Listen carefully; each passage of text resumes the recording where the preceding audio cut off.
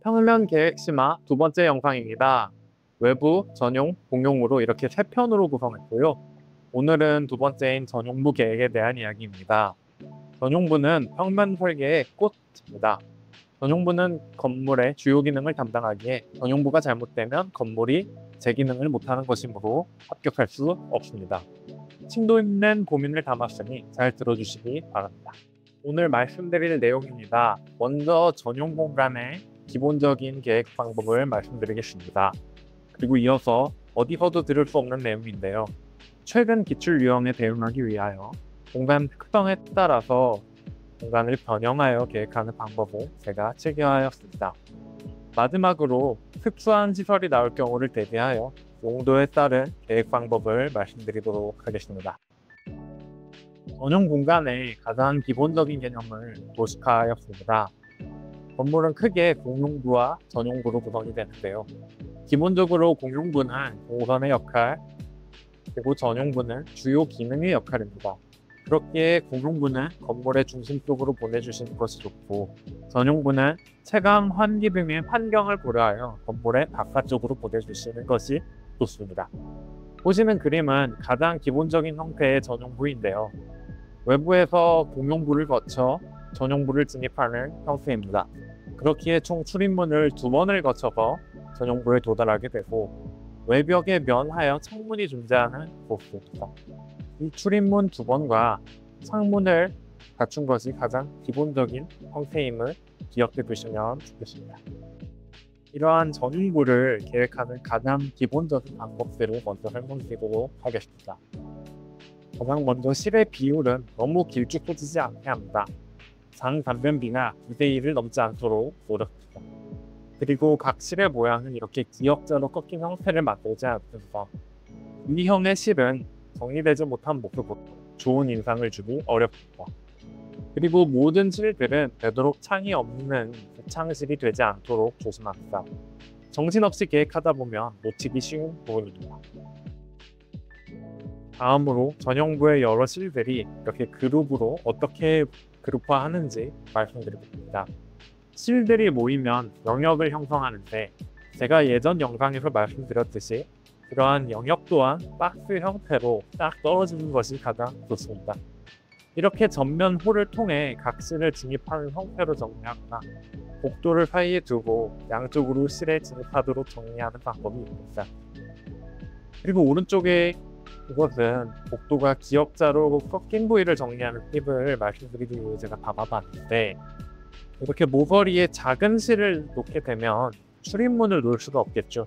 그래서 모서리 부위에는 복도까지 이렇게 먹을 수 있도록 큰 실을 놓는 것이 하나의 팁입니다. 그리고 다음은 면적에 따른 계획 방법인데요.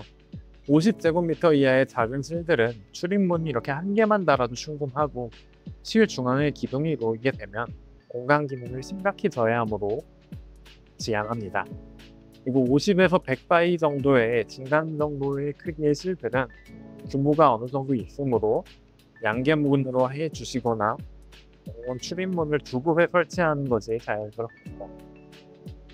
그리고 100이 넘는 실들은 출입문을 양개문을 2개까지 설치해줘도 괜찮고, 실 중앙에 기둥이 놓여도 어느 정도 규모가 있기 때문에 공간 기능 저하가 덜합니다. 오히려 기둥을 없애고 너무 장편이 되는 것이 부자연스러움으로 기둥을 두어도 상관이 없습니다. 다음으로 말씀드릴 내용은 아까 처음 말씀드린 기본 형태의 실을 공간 특성에 따라 다양하게 변형하는 방법입니다. 아까 말씀드렸던 기본형은 외부에서 이 전용부까지 출입하는데 출입문 2개를 거쳐서 들어가고, 또 창문이 존재하기에 외기에 면한 형태인데요. 이렇게 공간 특성에 따라서 분리형, 보조형, 계단형, 출입형, 개방형 이렇게 변형된 형태로 존재합니다. 어디 학원에서 알려주거나 따로 존재했던 이론은 아니고요. 제가 기출문제에서 등장했던 다양한 실들을 분류하다 보니 이렇게 5가지로 변형이 된다는 점을 발견하였고, 이를 체계화해 보았습니다. 기본형에서 좌측에 위치한 분리형과 보조형을 좀 더 프라이빗한 공간으로 외부 공간에서 3번의 출입문을 통과해야 접근 가능한 실들이고, 우측에 위치한 개방형과 출입형은 좀 더 퍼블릭한 공간이고 외부에서 한 번만 출입문을 거쳐도 접근이 가능한 공간들입니다. 그리고 이 계단형은 기본형처럼 똑같이 두 번의 출입문을 거쳐야 하는데 특이하게 1, 2층을 연결하는 수직동선 기능을 겸하는 공간입니다. 지금부터는 이 각 유형들을 하나하나 살펴보도록 하겠습니다. 가장 먼저 알파벳 P로 정의한 분리형입니다. 사생활 보호, 소음 등의 영향을 고려해서 분리해주는 것이 기능상 가장 적합한 실들인데요. 외부와 한 번 더 분리를 시켜준다는 개념으로 출입문이 기본형보다 한 번 더 설치되어 3번을 거치게 됩니다. 이렇게 다른 기본실을 거쳐서 들어오게끔 계획하거나 아니면 내부 복도를 만들어서 분리를 시켜주기도 합니다. 이 실이 분리형인지 알 수 있는 방법은 기본적으로 지문 조건으로 주어지거나 실명을 살펴보면서 유추하면 되는데 지난 시험에서는 하나의 존으로 계획하는 지문 조건이 나왔었고 어르신방과 학습지, 돌봄교실 등을 분리시켜 주는 것이 기능상 유리한 실들을 내가 판단할 수 있는지 물어보는 질문이 출제가 되었습니다. 하나의 존이라는 조건이 주어진다면 그 존 안에서 어느 실들을 분리시켜주는 것이 좋은지 따져보고 그에 따라 배치한다면 좀 더 합리적인 계획안을 찾아낼 수 있을 것입니다. 그리고 보통 분리형은 무슨 실 내에서 출입한다든지 아니면 부속 조건이나 또 소음을 고려한다와 같은 조건이 주어지기도 하는데 이렇게 이제 분리형으로 대응해 주시면 되고 꼭 지문 조건이 주어지지 않더라도 계획 실력이 좋으신다면 면접표에 주어지는 실명만을 보고 분리형으로 할 수 있겠다고 유연하게 판단할 수도 있습니다. 이렇게 학습실, 숙련실, 락커룸, 수유실, 교실, 어르신방 공간 같은 이름이라면 소음의 영역을 고려한다던가 프라이빗한 공간 성격을 지닌다고 비추해 볼 수 있겠죠. 두 번째는 알파벳 A로 정의한 보조형 실입니다. 방금 보여드린 분리형과 거의 유사하지만 차이가 있습니다. 분리형은 외부와 분리가 될 필요가 있어서 구속된 형태가 된 것인데 반면에 이 보조형은 메인 실과 긴밀하게 연결되면서 보조적인 기능을 수행하는 실입니다. 즉 분리될 필요가 있어서 한 게 아니라 메인 실과 유기적으로 연결될 필요가 있어서 구속된 실들입니다. 특징은 보조적인 기능을 수행하기에 무창실도 허용이 됩니다. 거실이 아니기 때문이죠. 보조형은 지문 조건은 분리형과 거의 유사한데 특징은 30제곱미터 이하의 조그마한 실들로 주어지곤 합니다. 실명을 보시면 카페와 같은 거실 공간에 부속된 주방, 화장실, 창고, 준비실, 환기실과 같은 실들이 여기에 해당합니다. 다음은 알파벳 O로 정의한 개방형입니다. 특징은 공용부와 접하여 통과동선이 되기도 하고 영역의 중심 역할을 하는 공간입니다. 전용부와 공용부의 중간 성격이라고 생각하시면 되겠습니다. 개방형으로 종종 벽체와 문이 없이 등장하고요. 이렇게 공용부와 연결이 되어 있어 출입문을 한 번만 거치고도 접근이 가능한 공간입니다. 그런 공용부와 차이가 무엇이냐라고 생각할 수 있는데요. 미묘한 차이가 있는데 개방형 공간들은 전용부의 다른 실들과 유기적으로 묶여 있다는 차이가 있습니다. 단순히 공용부라면 통과동선으로 자유롭게 만들어줘도 괜찮은 반면 이러한 개방형 공간이라면 통과동선이 가능은 하지만 다른 영역의 전용부까지는 섞이는 것이 허용되지 않습니다. 오로지 같은 영역 내에서 통과동선이 허용된다라고 생각해 주시는 것이 좋습니다.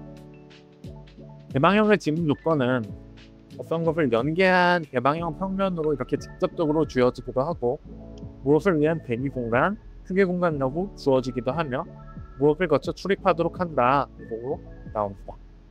또 이름을 보면 무슨 개방형 이렇게 붙여 있다면 가장 파악하기 쉽고 무슨 홀이나 무슨 공간 또는 라운지 이렇게 주어진다면 개방형이라고 적극적으로 검토해 주셔도 될 것 같습니다.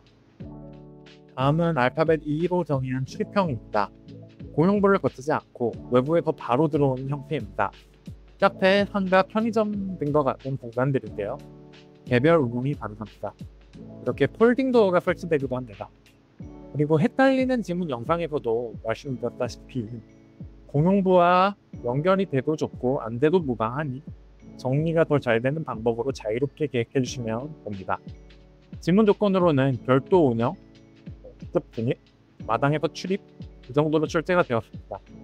이렇게 지문으로 안 주어지더라도 개별 점포 성격의 공간은 직접 출입을 항상 염두해 주시면 좋겠습니다. 다섯 번째는 알파벳 X로 정의한 계단형 디바이스입니다. 최근에 계단형 서가 계단 분산으로 주어지면서 굉장히 중요하게 다뤄졌던 유형입니다. 두 계층을 사용하면서 실내에 계단과 좌석이 설치된 형태이고 수직 동선의 기능을 담당하고 있습니다. 21년도 2회에서는 이렇게 계단형 서가가 실제되면서 따로 계단실이 없는 형태로도 문제가 나온 적이 있었고, 단면을 살펴보시면 하부 공간으로 쓸 수 있는 면적이 생각보다 되게 큽니다. 중간에 이 휴식참 아래까지는 하부 공간으로 유효 누수가 나오기 때문에 계단형 공간의 절반 이상을 하부 공간으로 활용할 수 있다는 것을 기억하면 좋겠습니다. 이렇게 일자형 계단이 포함된 형태이기 때문에 최소 9m 이상, 9m를 훨씬 넘는 두 개 모듈의 이상의 크기고요. 건물의 이 안쪽 방향으로 동선을 만들어 주시면 좋고, 좌석 부분은 두 칸당 한 칸 정도로 만들어 주시면 좋습니다. 이 그림은 다음 표시가 표시된 걸로 봐서 2층에서 바라본 모습이고요. 만약에 1층에서 바라본 모습을 그려준다면 일부 높이에서 끊어서 표현하시고 하부에 다른 공간을 넣어주시면 됩니다. 이렇게 계단형 공간은 원적 계산을 할 때 한 가지 주의사항이 하나 있는데, 하부 공간과 계단형 공간의 면적이 중복되어 나오기 때문에 1층 전체 매출 면적을 계산할 때 그 겹치는 면적만큼 제외를 해주는 것이 맞습니다. 그리고 하부 공간으로는 허고, 창고, 락커룸과 같이 보조형 실들이 주로 출제가 되었습니다. 이렇게 5가지의 변형된 공간 유형을 살펴보았는데요. 지문에서 명확하게 주어졌다면 잘 캐치해서 내게 잘 지켜서 반영해 주시면 되고, 내가 실명을 보고 유추하였다면 기본형과 변형된 형태의 두 가지가 모두 가능하다고 두 가지 가능성을 열어두시고 유연하게 계획이 더 깔끔하게 되는 쪽으로 선택해서 계획해 보시길 권해드립니다. 한번 해보시면 한 가지 가능성만 염두에서 풀 수 없었던 문제들이 두 가지 가능성을 열어두면서 쉽게 풀리는 것을 체감해 보실 수 있을 것입니다. 이건 이제 샘플로 방금까지 설명드린 내용을 적용해서 정리한 것인데요. 방법을 설명드리겠습니다. 먼저 좌측의 이 넘버링인데, 제가 최근에 실을 누락하는 실수가 종종 나와서 이렇게 실들을 넘버링해서 관리하는 프로세스를 추가해 보았습니다. 그리고 우측의 알파벳은 방금까지 제가 정리한 공간 유형을 기입해둔 모습입니다. 전기 가행 물질은 개방형으로 계획한다는 조건이 있어서 알파벳 O를, 어린이 열람실은 외부에서 직접 출입하기에 알파벳 E를, 그리고 독서 계단 공간은 X를 적어두었어요. 이렇게 괄호 안에 적혀있는 실들은 지문 조건에서 직접적으로 주어지진 않았지만 실명을 보고 유추해서 가능성을 열어둔 것입니다. 따로 주어진 조건이 없거나 별다른 특징이 없는 실들은 기본형이라고 표시하기보다 이렇게 이어두는 방법으로 해두었고, 25년 1회도 한번 살펴보면 그때는 하나의 영역이 합격을 가르는 가장 중요한 요건이었는데 특히 2층이 어려웠습니다. 저의 경우 학습실과 돌봄 교실을 무리하게 공용부에 연결시키느라고 정리가 잘 안 되었고 되게 불합격으로 이어졌었는데요. 지속되는 실들이 무엇인지 이렇게 예측을 해서 적어본 것입니다. 이러한 과정을 거쳤더라면 좀 더 유연한 사고를 통해 정리를 더 잘했을 것이고 합격으로 이어졌지 않았을까 생각을 해봅니다. 마지막 파트입니다. 특수한 용도의 실들이 나왔을 때 알아두어야 할 것들을 정리해야 하는데요. 빠르게 보고 넘어가겠습니다. 먼저 주거시설입니다. 공동주택은 간혹 출대되는 유형인데 특징을 살펴보면 발코니는 기둥 밖으로 캔틸레버 형식으로 만들어주고 안전 난간을 설치해 주시고요. 향을 고려해서 만들어 주시면 좋습니다.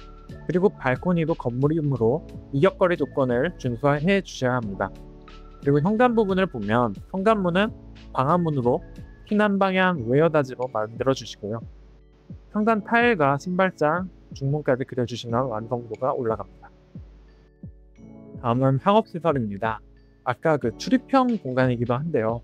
이렇게 외부 공간에서 직접 출입하는 형태로 많이 출제가 되었고요. 폴딩도어로 적극적으로 연계시켜 주시면 더 좋습니다. 여기 방풍실은 불필요한데 개별 점포 300제곱미터 미만은 설치 대상이 아니기 때문입니다. 방풍실은 다다음 영상에서 한 번 더 깊게 다뤄보도록 하겠습니다. 아까 말씀드렸다시피 공용부와의 연결은 없어도 무방하고요. 주방의 경우 환기 설비의 효율을 위해서 가급적 모기에 면하는 것이 좋습니다. 그리고 별도 운영을 위해서 화장실까지 내부에 설치해 주시면 더 좋습니다. 그리고 다음은 예전에 많이 나온 전시시설인데요. 한번 짚고 넘어가겠습니다. 이렇게 연속 슬로형으로 동선을 잘 계획해야 하는 유형으로 출제가 되었었고 출입문이 없는 형태로 계획을 해주는 것이 자연스럽습니다. 그리고 보통 벽면 전시가 일반적이기 때문에 창문이 없는 것이 자연스럽고 선창을 통한 채광이 권해지기도 합니다. 그리고 전시 물품을 옮기기 위한 화물용 승강기가 나온 적도 있었고 전시 물품을 보관하는 시장고에 직접 연결된 모습입니다. 다음은 공연장 보고 가겠습니다. 23년도 ESI에는 객석이 없는 형태로 난이도 조절이 되어 출제가 되었었고요. 이렇게 바닥변차가 있는 형태가 일반적이고 이렇게 양옆에 통로, 중앙에 좌석을 배치합니다. 장애인을 위한 객석이 주어지면 무대 인근에 배치해 주시면 좋겠습니다. 그리고 300제곱미터가 넘어가면 출입구는 2개 후 이상 설치해 줘야 하고 피난 방향으로 밖으로 열리도록 합니다. 무대는 50cm 정도 단차를 올려주시면 좋고요. 무대 양옆으로 준비실을 계획해주면 그럴듯한 계획이 되니 참고하시길 바랍니다. 마지막입니다. 22년 2회에 출제된 수영장입니다. 수영장이 다시 등장할 확률은 아주 낮겠지만 운동시설과 함께 자주 등장하는 라커룸은 한 번 더 확인해 주는 것이 좋습니다. 보통 라커룸은 다른 실에 부석된 형태로 나오는데요. 최근에는 진입동선을 고려해서 계획하라고 나오기로 했습니다. 이렇게 수영장에서는 라커룸이 출입동선을 겸하는 형태가 일반적인 계획이고요. 적절히 벽체를 계획해서 시야를 가려주도록 계획해 주시면 되겠습니다. 오늘도 이렇게 남은 기간 동안 제 채널에 올려드릴 영상을 소개드리고 마치겠습니다. 영상당 15분 내외로 6편으로 준비하였고 이 일정에 맞춰서 올려드릴 테니 구독하고 기다려주시면 감사하겠습니다. 오늘도 고생 많으셨습니다.